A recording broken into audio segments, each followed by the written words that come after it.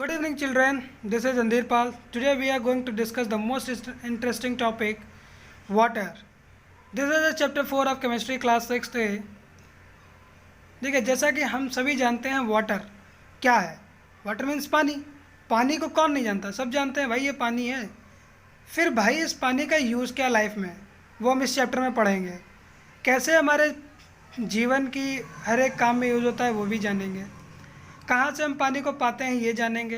पानी में कैसे सॉल्ट्स को मिलाया जाता है, यानी कि सॉल्ट्स यानी कि नमक को कैसे मिलाया जाता है तो वो जानेंगे। फिर इसी के अंदर हम सॉल्यूट, सॉल्वेंट और सॉल्यूशन की डेफिनेशंस पढ़ेंगे। वाटर का इंपॉर्टेंस क्या है अर्थ पे लाइफ पॉसिबल होने का वो जानेंगे। और वाटर के पोल्यूशंस के बारे में भी पढ़ेंगे। तो चलिए हम अपनी टॉपिक की ओर बढ़ते हैं, जिसमें सबसे पहले वर्ड आता है वाटर। वाटर क्या एक बहुत ही इम्पॉर्टेंट यानी बहुत ही महत्वपूर्ण नेचुरल रिसोर्स यानी कि प्राकृतिक स्रोत है। ठीक है, हम अपने लाइफ में वाटर का हर रोज़ यूज़ करते हैं, जैसे कि नहाने के लिए, कपड़े धोने के लिए, पीने के लिए और कुछ अन्य कामों के लिए भी। ठीक है, वाटर का मीन्स पानी का यूज़ हम अपने एग्रीकल्चर और इंडस्ट्रीज़ में करते हैं। एग्रीकल्चर यानी खेती, इंडस्ट्रीज़ जहाँ से हम सब लोगों की साबुनें वगैरह ये सब बन के आती हैं उसको इंडस्ट्रीज़ बोलते हैं। ठीक है, ये हमारे सभी लोगों की लाइफ, जो भी ह्यूमन बींग्स हैं, लिविंग बींग्स हैं, जीव जंतु हैं, उनके लिए बहुत ही ज़्यादा इम्पोर्टेंट है। यदि पानी इंसानों, पौधों और जानवरों के लिए उपलब्ध नहीं होगा तो वो मर जाएंगे।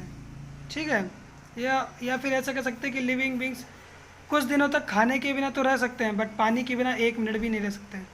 ठीक है, जानते हैं अब हम सोर्स ऑफ वाटर के बारे में। सोर्स ऑफ वाटर यानी कि पानी कहाँ से प्राप्त होता है। तो देखिए, हम जैसा कि सभी जानते हैं कि पृथ्वी का 3/4 हिस्से, यानी कि अगर हम एक पृथ्वी ऐसे बनाएं और इसके 4 पार्ट्स कर दें तो इन 3 हिस्सों में वाटर है, इस पार्ट में सिर्फ लैंड है। ठीक है, इसलिए कहा जाता है कि इसलिए अर्थ को ब्लू प्लैनेट या फिर वाटर प्लैनेट भी कहा जाता है। यहाँ पर 97% वाटर जो है वो सी और ओशंस में पाया जाता है, यानी कि 3/4 पार्ट में जो वाटर और है वो सी और ओशियन यानी समुद्र और महासागर में पाया जाता है। ठीक है, लेकिन ये पानी ना ही पीने के लिए सही है और ना ही सिंचाई के लिए। सिर्फ 3% ही पानी ऐसा है जो कि हमें फ्रेश वाटर मिलता है, वो glacier, river, lake, pond, spring wells etcetera से। और उसमें से 1% पानी ही, सिर्फ ये कह सकते हैं 1% से कम पानी ही पीने के लायक है। ओके, जो वाटर की नेचुरल सोर्स है उसको 2 हिस्सों में डिवाइड किया गया है। एक सरफेस वाटर, दूसरा ग्राउंड वाटर। एक यानी कि ज़मीन के ऊपर, दूसरा ज़मीन के अंदर। ज़मीन के ऊपर जो होता है वो रेन वाटर वगैरह इस तरीके के हो सकते हैं। ऐसी 5 रिसोर्सेज होती हैं। सबसे पहली रिसोर्स है रेन वाटर। ठीक है, रेन वाटर जो है वो purest form of natural water की है, क्योंकि जब रेन होती है तो वाटर जो होता है वो कंडेंसेशन यानी कि वेपर बन के फिर वापस उड़ जाता है। जैसे रेन होती है तो वो डस्ट पार्टिकल्स को हवा में टकराती है और उसमें मिल के कई तरीके की गैसेस मिल जाती हैं, जिसके कारण वो बाहर आ जाती है। कई सारी गैसेस जो बाहर आती हैं वो एटमॉस्फेयर में प्रेजेंट होती है। ठीक है, वो जो कि इस पानी में प्रेजेंट होती है उसमें से 0.005% सॉलिड इम्प्योरिटीज़ होती है एंड डिजॉल्व एटमॉस्फेरिक गैसेस होती हैं, जैसे कि सल्फर डाइऑक्साइड हो सकती है, कार्बन डाइऑक्साइड हो सकती है, नाइट्रोजन डाइऑक्साइड हो सकती है और अमोनियम हो सकती है। फिर ओशियन और सी वाटर, ये भी हमारा सरफेस वाटर के ही काम होता है। ये जो है सबसे लार्जेस्ट सोर्स है, क्योंकि हम सभी भी जानते हैं सी और वाटर, ओशन से हमें 97% वाटर मिलता है, बट ये किसी काम का नहीं होता, हालांकि ये मिलता है। ठीक है, अगर हम वाटर पे अगर 3/4 हिस्से पानी पाया जाता है तो उसमें से 2/3 हिस्से अगर करा जाए तो वो हमें ओशन और सी वाटर से ही मिलता है। ठीक है, ये इम्प्योर वाटर है वो बात अलग की है, बट मिलता हमें यहीं से है।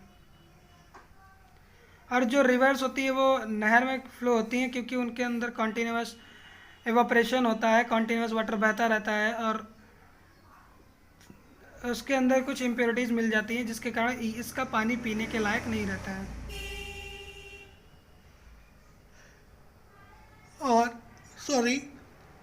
अगर हम देखें जो ओपन सी वाटर्स होते हैं उसमें 3.5% की गैस मेटल डिजॉल्व होते हैं और उसमें से 2.7% कॉमन सॉल्ट होता है, यानी कि सोडियम सॉल्ट, जो कि सोडियम क्लोराइड, जो कि हम लोग घर पे यूज़ करते हैं। सी वाटर सॉल्टी होता है और इसको होम एग्री या फिर एग्रीकल्चर में यूज़ नहीं किया जा सकता। उसके बाद में आता है रिवर वाटर। देखिए रिवर वाटर के बहुत से यूजेस होते हैं, हमारी सिंचाई के लिए भी यूज़ किया जाता है, पीने के जानवर भी इसी में पानी पीते हैं रिवर वाटर वगैरह में। तो देखिए पढ़ते हैं इसमें क्या लिखा है आखिर। River water from rains and from glaciers that melt flow along the surface of the earth forming reverse.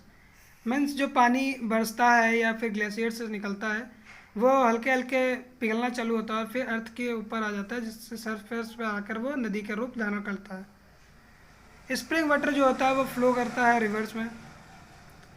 River water के अंदर सॉल्युबल और सस्पेंडेड इम्प्योरिटीज़ होती हैं जो कि घुल जाती हैं, कुछ नहीं घुलती हैं, जिसके एग्जांपल्स है कि clay, sand, straw, bacteria etcetera, ये इसमें नहीं घुलते हैं और उसको गंदा कर देते हैं।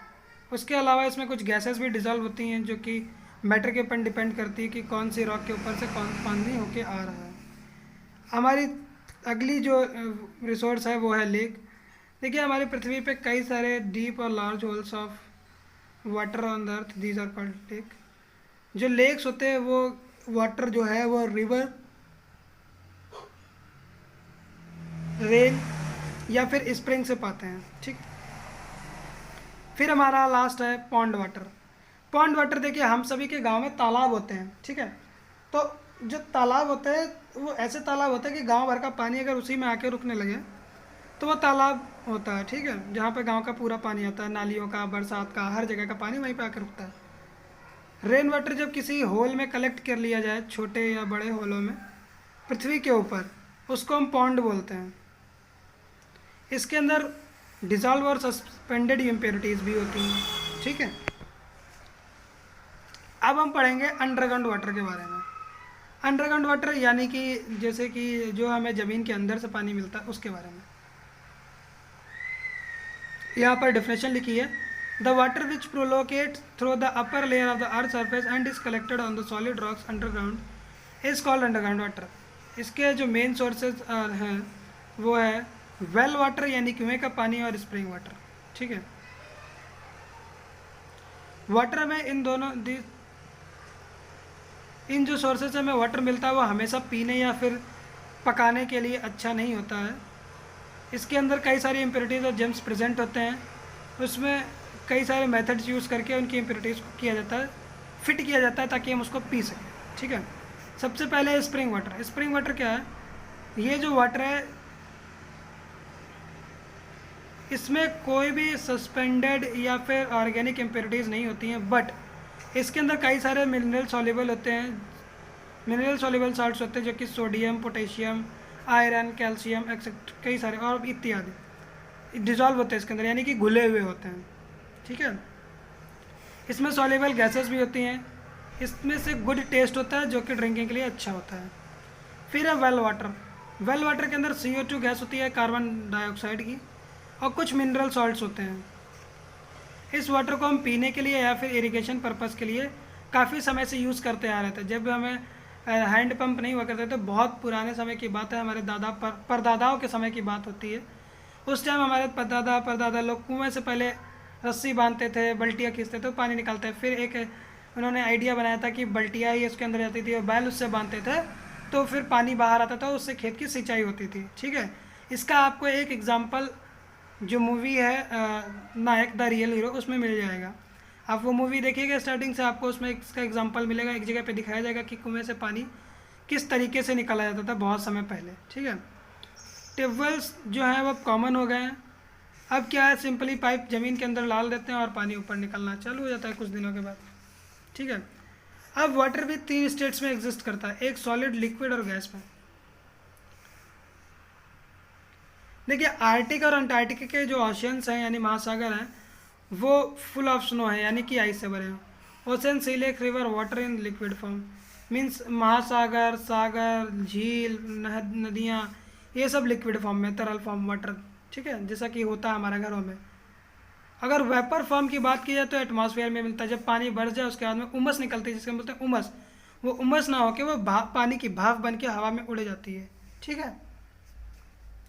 अगर हम ये सभी चीज़ें अपने घर में देखते हैं तो सबसे पहले रेफ्रिजरेटर लो, पानी लो, पानी को आप फ्रीज़र के अंदर रख दो, बर्फ़ बन जाएगा, बाहर निकालोगे लिक्विड हो जाएगा। अगर कुछ देर तक रखा रहोगे तो देखोगे कि पानी के बाहर कुछ बूंदें आने लगती हैं, जिसको हम वेपर बोलते हैं। ठीक है, यहाँ पर वही चीज़ आपको दिखाई गई है एग्जाम्पल के थ्रू कि कैसे इंटरचेंज हुआ है। देखिए यहाँ पर सॉलिड थी, मेल्टिंग हुई तो लिक्विड बना, और उसके बाद में उसका इवेपोरेशन हो गया तो स्टीम किया, यानी कि वो गैस बन के उड़ गया, भाप बन के। ठीक है, इसमें कुछ ऐसा खास नहीं है जो आपको मैं पढ़ के बताऊँ। हालांकि अगर आपको फिर भी लगता है कि ऐसा कुछ था जो मैंने मिस कर दिया है या आपने इसमें नॉलेज पाने में मिस किया है, तो आप कमेंट सेक्शन में इस टॉपिक का नाम लिख के मुझसे पूछ सकते हैं। मैं आपको इसके लिए अलग से एक शॉर्ट लिंक प्रोवाइड करा दूंगा जिसमें आपको ये समझ में आ जाएगा। ओके, अब हम पढ़ते हैं वाटर साइकिल क्या है नेचर में। तो देखिए सबसे पहले वाटर साइकिल के सबसे पहला क्या होता है, इवापोरेशन होता है। उससे पहले हम पढ़ लेते हैं the sun warm the water in the ocean, pond, lake and river. The water from these sources continuously changes into vapours which escape into the air. The process of changing water into vapor is known as evaporation. यानी कि जो water सन है, पहले ocean, pond, lake, river के water को गर्म करता है, फिर ये पानी गर्म होकर जब भाप बन के हवा में उड़ने लगता है, उसी प्रोसेस को हम इवोपरेशन कहते हैं। ये सबसे पहले होती है, जिससे वाटर इवोपरेशन में बन जाता है और उसका ट्रांसपिरेशन हो जाता है, यानी कि वो वाटर चला जाता है।